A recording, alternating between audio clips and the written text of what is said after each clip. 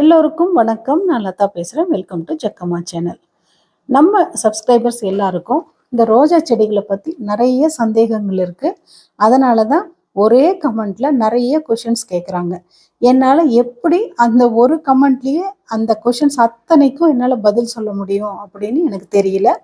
அவங்களுக்காக தான் இந்த வீடியோ. அதாவது இந்த ஒரு வீடியோவை பார்த்தாவே ஒரு செடி எப்படி நம்ம வாங்கணும், ரோஜா செடி நர்சரி எப்படி வாங்கணும், எந்த மண் கலவையில் நம்ம நடவு பண்ணணும், என்ன ஃபெர்டிலைசர்ஸ் கொடுக்கணும், என்ன மருந்துகள் தெளிக்கணும், அதை எப்படி பராமரிப்பு பண்ணணும் அப்படிங்கிற டீட்டெயில் எல்லாமே இந்த வீடியோவில் நான் சொல்ல போகிறேன். ஸோ இந்த ஒரு வீடியோவை பார்த்தாவே அவங்களுடைய சந்தேகங்கள் எல்லாமே தீந்துரும்னு நான் நம்புகிறேன். வாங்க வீடியோக்குள்ளே போகலாம். அதாவது நர்சரிக்கு போனாக்க முதல்ல நிறைய கிளைகள் இருக்கிற மாதிரி, அந்த வேர் பகுதி நல்ல தடிமனாக இருக்கிற மாதிரியான செடிகளை பார்த்து வாங்கிக்கோங்க. அப்புறம் வந்த உடனே வீட்டில் நட்ட வேண்டாம் செடியை. ஒரு 2-3 நாளாவது நம்ம வீட்டில் ஒரு நிழற்பாங்கான இடத்துல அந்த செடிகளை வச்சு நம்ம பராமரிப்பு பண்ணணும்.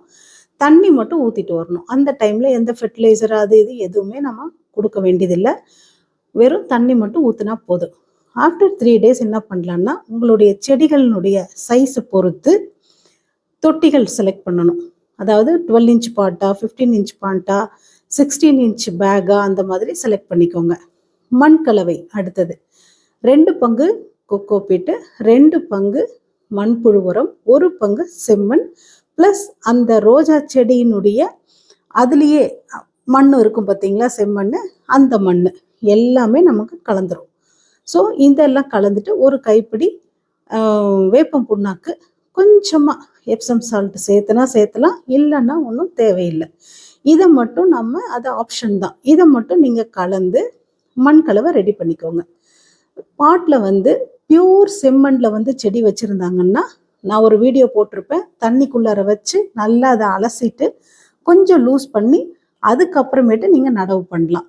சில நர்சரியிலலாம் வண்டல் மண் சொல்லுவாங்க, அதே கொஞ்சம் லூஸாக தான் இருக்கும். அந்த மண்ணாக இருந்தால் லைட்டாக நீங்கள் அப்படியே அமுத்தி விட்டிங்கனாவே கொஞ்சம் மண் லூஸ் ஆகிடும். அதை வச்சு நீங்கள் அதே மாதிரி அப்படியே நட்டு விட்டுறலாம். நீங்கள் அந்த மண் கலவையில் அப்படியே நட்டு விட்டுறலாம். சரிங்களா? இப்போது செடி நட்டாச்சு. அடுத்தது என்ன பண்ணலாம்? ஒரு வாரம் இல்லைன்னா 10 நாள் எந்த மருந்தும் கொடுக்காதீங்க. மருந்து மீன்ஸ் உரங்கள் எதுவுமே கொடுக்காதீங்க, மருந்துகள் எதுவுமே தெளிக்காதீங்க. நீங்கள் வாங்கிட்டு வரும்போது சில மொட்டுக்கள் எல்லாம் இருக்கும் இல்லையா செடியில், அது எல்லாமே மலர்ந்துடும். அது மலர விட்டுருங்க, தண்ணி மட்டும் ஊற்றிட்டு வாங்க. 10 நாளைக்கு அப்புறம் 15 நாளைக்கு அப்புறம் முதல்ல ஒரு அடி உரம் கொடுங்க. அதாவது அந்த பூக்கள் எல்லாம் முடிஞ்சு நம்ம கட் பண்ணதுக்கு அப்புறம் முதல் உரம் நம்ம கொடுக்கலாம். முதல் உரம் திட உரமாக கொடுங்க.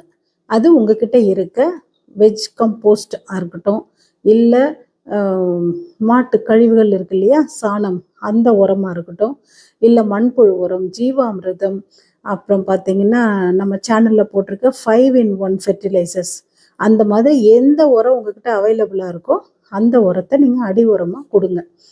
கொடுத்துட்டு நல்ல மண்ணை லூஸ் பண்ணி விட்டு நீங்கள் கொடுத்து மூடி விட்டுருங்க.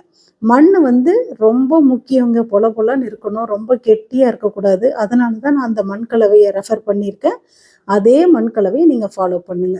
மாற்றி பண்ணிட்டீங்கன்னா அதனுடைய வேர் கிளை வேர்கள் உங்களுக்கு பரவுறதுக்கு கஷ்டமாக இருக்கும்.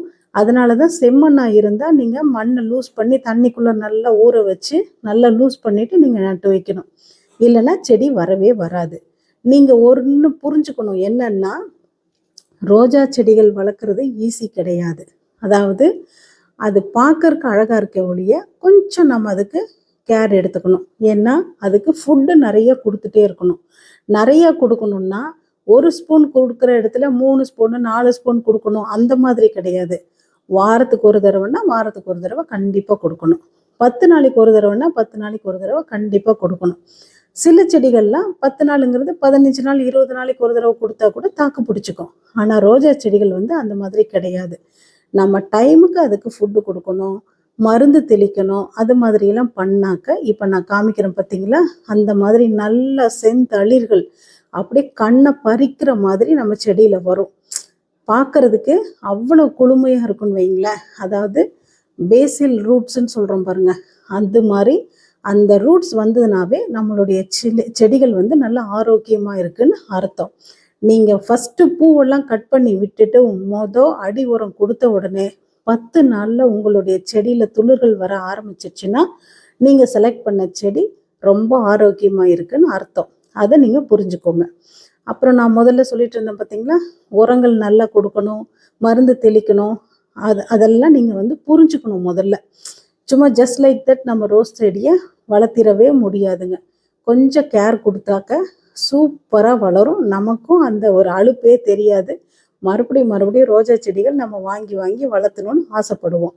இந்த மாதிரிலாம் பண்ணலன்னா செடிகள் மண்ணெல்லாம் இறுக்கி போயிடும், செடி வரவே வராது. நீங்கள் என்ன தான் உரம் கொடுத்தாலும் என்ன மருந்து தெளித்தாலும் உங்களுக்கு ஒன்றும் வேலைக்காகாது. அதனால தான் சொல்கிறேன், அந்தந்த டைமுக்கு அதுக்கு பண்ண வேண்டிய பணிவிடையை நம்ம செஞ்சு தான் ஆகணும். இப்போது நம்ம அடி உரம் கொடுத்தாச்சு. கரெக்டாக ஒரு 10 நாளில் உங்கள் செடிகளில் துளிர் வர ஆரம்பிக்கும். துளிர் வந்த உடனே நம்ம வந்து ஒரு ஃபெர்டிலைசர், லிக்விட் ஃபெர்டிலைசர் நம்ம அதுக்கு அடிச்சு விடணும். முதல்ல மீன் அமிலம் தெளிங்க. ஏன்னா இப்போ எடுத்த உடனே உங்களுக்கு பூச்சி தொந்தரவெல்லாம் வந்திருக்காது. ஏன்னா புது செடி இல்லையா, உடனடியாக வராது. கொஞ்சம் சன்லைட்டில் வைக்கலாம். சில பேர் வந்து ஷேடில் வைங்க அந்த மாதிரிலாம் சொல்கிறாங்க. நான் பாருங்கள் மட்டை வெயிலில் தான் வச்சுருக்கேன். மேலே வந்து க்ரீன் நெட்டு கூட கிடையாது. எல்லாமே ஓப்பன் சன்லைட்டில் தான் இருக்குது. நம்ம பராமரிக்கிறது, கரெக்டான தண்ணி ஊற்றுறது இருந்ததுன்னா எந்த இடத்துலையுமே வளரும். மேபி நெட்டு போட்ட இன்னும் நல்லா சூப்பராக வருமோ என்னமோ எனக்கு தெரியல. அதை இன்னும் நான் ட்ரை பண்ணலைங்க. அதுக்கப்புறம் பார்த்திங்கன்னா துளிர் வர ஆரம்பித்த உடனே நம்ம முதல்ல ஒரு ஸ்ப்ரே பண்ணிடணும். மீன் அமிலமாக இருக்கட்டும், இல்லையா பஞ்சகாவியாக தெளித்து விடுங்க.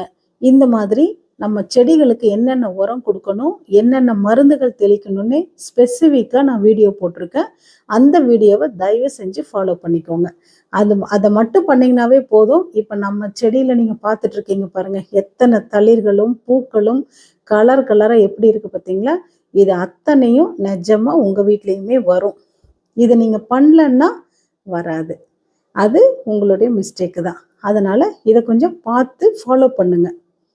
அப்புறம் பார்த்தீங்கன்னா, அந்த மண் வந்து நம்ம வளமான மண்ணாக நம்ம மாற்றணுங்க. அதில் நுண்ணுயிரிகளினுடைய பெருக்கம் ஜாஸ்தியாக இருக்கணும். அதுக்கு தகுந்த மாதிரி நம்ம பயிர் ஊக்கிகள் நிறைய கொடுக்கணும். வாழைப்பழ கரைசல், பூக்கள் நிறைய பூக்கணும், நல்ல பெருசாக பூக்கணும்னா வாழைப்பழ கரைசல், பொட்டாசியம் நிறைந்த வாழைப்பழ கரைசலை, பழக்கரைசல் நம்ம கொடுக்கலாம். அப்புறம் புளிச்ச மோர், புளிச்ச தயிர், மாவு, புளித்த மாவு, இதெல்லாம் பயிர் ஊக்கிகள், இதெல்லாம் நம்ம கொடுக்கணும். கொடுக்க தான் நம்மளுடைய மண் வந்து நல்ல செறிவூட்டப்பட்ட மண்ணாக மாறும். பாருங்கள் பேஸில் எப்படி வந்திருக்கு பாருங்கள் கீழேருந்து. இந்த மாதிரி உங்களுடைய செடிகள்லையும் வரும். சும்மா நம்ம மண் மட்டும் கலந்து வச்சுட்டு ஒரு உரத்தை கொடுத்து வச்சிடக்கூடாதுங்க. மேலே அந்த மண்ணை வந்து செறிவூட்டப்பட்ட மண்ணாக நுண்ணுயிரிகளினுடைய பெருக்கம் ஜாஸ்தியாக இருக்கிற மாதிரி நம்ம உரங்களை கொடுக்கணும். அதுக்கு தான் நான் வந்து ஜீவாமிர்தம் அடிக்கடி நான் கொடுப்பேன். அதில் வந்து இந்த சாணியில் தயாரிக்கப்படுற எல்லா விதமான, அதாவது ட்ரையாக கொடுக்கலாம், இந்த மாதிரி ஜீவாமிர்தமாக கொடுக்கலாம். இந்த மாதிரியெல்லாம் இந்த சாணியில் தயாரிக்கக்கூடிய எல்லா உரங்களும் வந்து ரொம்ப ரொம்ப ஸ்பெஷல் செடிகளுக்கு. அந்த அளவுக்கு நுண்ணுயிரிகளினுடைய ஊட்டம் இருக்கும் அதில். அதனால் நீங்கள் அதை ஃபாலோ பண்ணிக்கோங்க. நம்ம மருந்து அடித்தாச்சு, பூக்கள் எல்லாம் மொட்டுக்கள்லாம் பெருசாக வைக்கும், நல்லா பூ பூக்கும். அதுக்கப்புறம் நல்ல ஒரு 3-4 கிளைகள் விட்டு நல்லா கட் பண்ணி விட்டுறணுங்க. அடுத்தது அப்படியே பூக்கள் பூத்திருக்கு நம்ம பறிக்காமல் விட்டோம்னா அடுத்த துளிர் வரவே வராது. அதனால் ஒரு 2-3 நாள் அழகுக்காக ஒரு 2 நாள் வச்சுட்டு 3ஆவது நாளாவது கண்டிப்பாக ஒரு 4-5 இலைகள் விட்டு நல்லா கட் பண்ணி விட்டுட்டிங்கன்னாக்க சூப்பராக அடுத்த துளிர் வரும். கட் பண்ணி விட்ட கையோட அலோவேரா அந்த செடி இருக்கு இல்லைங்களா, அதை கண்டிப்பாக நீங்கள் தோட்டத்தில் வளர்த்துங்க. அதுதான் வந்து இந்த ரோஜா செடி நம்ம இந்த கட் பண்ண உடனே கட்டிங்ஸ் வைக்கிறதுக்கு நமக்கு உதவியாக இருக்கும். அந்த கட்டிங்ஸை வச்சு விட்டுட்டிங்கன்னா அந்த நுனி காயாமல் சூப்பராக நமக்கு தழைஞ்சி வந்துடும். திருப்பியும் அகெயின் பார்த்திங்கன்னா மறுபடியும் துளிர் வரும். நம்ம செடிகளுக்கு உரம் கொடுக்கலாம், மருந்து அடிக்கலாம். இதே மாதிரி ஒரு ரொட்டீனில் நம்மளுடைய செடிகள் நம்ம வளர்த்தலாம். இப்போது எல்லாருக்கும் அந்த சந்தேகங்கள் முழுவதும் நீங்கி இருக்கும்னு நான் நினைக்கிறேன். இந்த வீடியோ உங்களுக்கு பிடிச்சிருந்தா லைக் பண்ணுங்கள், ஷேர் பண்ணுங்கள், கமெண்ட் பண்ணுங்கள். மறக்காமல் சப்ஸ்கிரைப் பண்ணுங்கள். உங்களோட ஃபேமிலி, ஃப்ரெண்ட்ஸ் எல்லாருக்கும் நீங்கள் ஷேர் பண்ணி விடுங்க. ஏதாவது இதையும் மீறி ஏதாவது சந்தேகங்கள் இருந்தால் எனக்கு கமெண்ட் பண்ணுங்கள். நான் முடிஞ்ச வரைக்கும் உங்களுக்கு ஆன்சர் பண்ணுறேன். இல்லைன்னா வீடியோவை பாருங்கள், அதில் எல்லாமே டீட்டெயில்டாக நான் சொல்லியிருக்கேன். ஓகேங்களா? நம்மளுடைய வீடியோவில் இருக்க செடிகளெல்லாம் பார்க்கும்போது உங்களுக்கே தெரியும் நான் எந்த அளவுக்கு எஃபர்ட் போட்டால் இந்த அளவுக்கு என்னால் அறுவடை எடுக்க முடியுதுன்னு சொல்லி. ஸோ நீங்களும் அதை ஃபாலோ பண்ணுங்கள். Happy gardening.